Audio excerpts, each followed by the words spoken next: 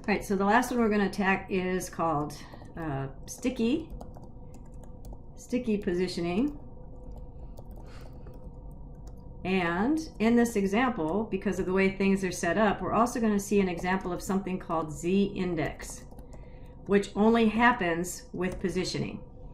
So anything that is positioned has the potential to overlap itself, and z-index allows us to fix that. I don't understand what you just said. Okay, so let's work through this. So let me demonstrate sticky, and in the process, we will also demonstrate z-index. So I'll just do this by example rather than explanation. So what I'm going to do is I'm going to make this footer sticky. In other words, for whatever reason, and this is what's going to end up happening, as if this page were longer, the footer is always going to be at the bottom of this div unless this user scrolls farther past, then this footer is going to get stuck to the top of the page and sort of become fixed now to the top of the page. Let me just demonstrate that. So I'm going to utilize the footer, and we're going to make that position sticky. And I'm going to give it top 0 pixels. So at the moment, what happened here? Well, this is what I was talking about for z-index. So as far as movement, nothing's changed. My footer is staying exactly the way it is, and there's nothing that seems to be doing anything different. It's that all of a sudden that footer popped itself over my image at my hibiscus. And so what we're looking at here is the fact that we've got two elements that have been assigned a position, and they're overlapping each other. And so the browser's not sure which should go on the bottom, which should go on the top. So in its not knowing, unfortunately, in our situation, the footer has now been placed overlapped over our hibiscus. And this only happens when we have two elements that are being positioned. So in other words, when we didn't have our footer positioned, there was not a problem. The image was the positioned element, so it got put on top. But now that both of these elements are being positioned, they're being moved from their normal spot as far as the browser renderer or interpreter is concerned. It doesn't know which one needs to be put on the top or the bottom. It's overlapping. And that's where z-index comes into play. And so I want my image to be on top. So whatever, I'm just going to write the word z-index.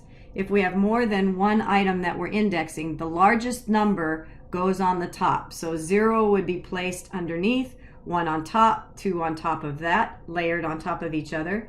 I'm just going to give it a large value so I know that it's always on top. It could be 1. It doesn't, it's not a pixel number. It's just a number. 1 from 0 to all the way up to whatever number you want to give it, or negative numbers.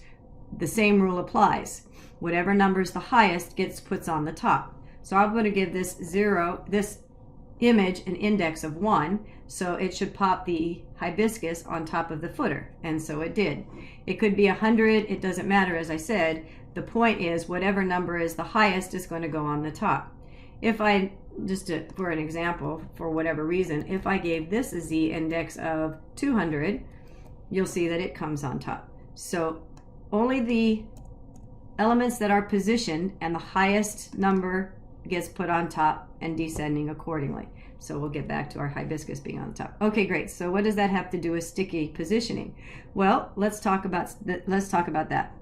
And I know it doesn't make sense I'm just contriving an example here. So I'm going to take this paragraph and put it below the footer. I know it doesn't make sense. Why would you put a paragraph after a footer? You wouldn't.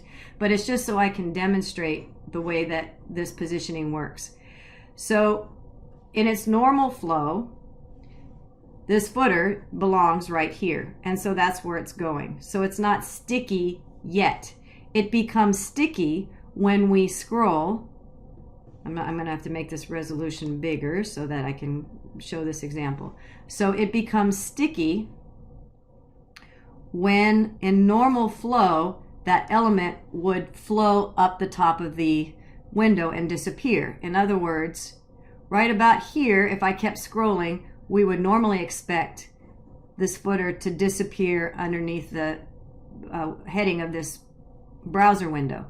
But because it's sticky, and I have to make this bigger so I can show this example, you can see that as I scroll now, that footer, because it's sticky, is getting stuck now to the top of that window. It maintains its normal flow until it's forced off the screen, and then it sticks to the position that you gave it. So you could do it the same thing at the bottom. Maybe it would make more sense if I stuck it to the bottom since it's a footer. But that's the contrived example I came up with. So sticky simply means stay relative. That would be a hybrid of relative positioning. Stay relative to where you're supposed to be until you get scrolled off the screen, and then stick to the position values that I've given you. So that's sticky position. So we've seen in this series the examples of all of the different positioning. And then also a example of what z-index does. Z-index is only applied to elements that have both elements that are positioned, and the browser's not sure which element goes on top, how should I layer them, because they're pulled out of their normal flow, and so we give this an ordering number with z-index.